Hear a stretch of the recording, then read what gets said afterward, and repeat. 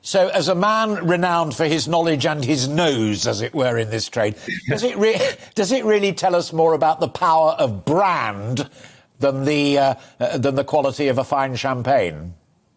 Well, a lot of these supermarket-owned labels are actually produced by small family-owned producers or cooperatives. So that's where the value is, really. Obviously, with brands, it's like any other brand, whether it's a car like a Lamborghini or a Ferrari, you're paying a premium for the name. Yeah, that is true. Yeah. So you're paying for their marketing effectively a lot of the time, not necessarily going to enjoy what you're tasting.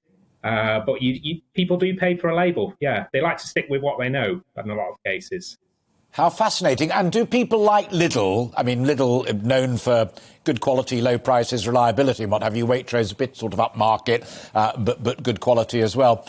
Do they, within the Lidl or Waitrose label, also mention that small family vineyard, as you described it, on that label as well as part of that marketing strategy? It depends on the contract, to be honest. Sometimes it's a secret and it's written into their contract as such. But quite often, yeah, if you look very carefully on the label on the back, you will find who's produced it. Yeah, and it may surprise you. A lot of the ports and sherries, for instance, are produced. The own label brands are produced by the big boys, the big producers.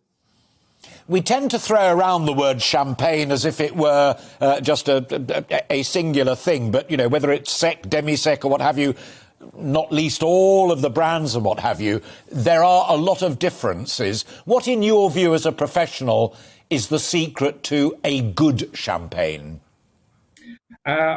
Well, it's the one you enjoy. There's lots of different styles. A lot of it comes down to how long it's aged for. So the longer it's aged for in the cellar, the richer the flavours, the more interesting the flavours. But generally, the more you have to pay because time is money. The longer it's sat there in the cellar, not being sold, the more expensive it is. And you're talking about expensive. It does tend to be one of the more expensive wines that people particularly enjoy or love for a celebration, whether it's a christening or an anniversary or something like that.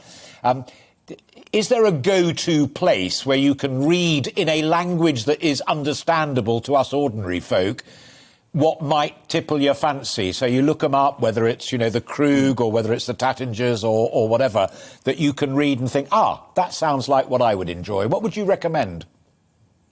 The best place to start is to look at the style. So if you notice there are different champagnes, there's Blanc de Blanc, Blanc de Noir.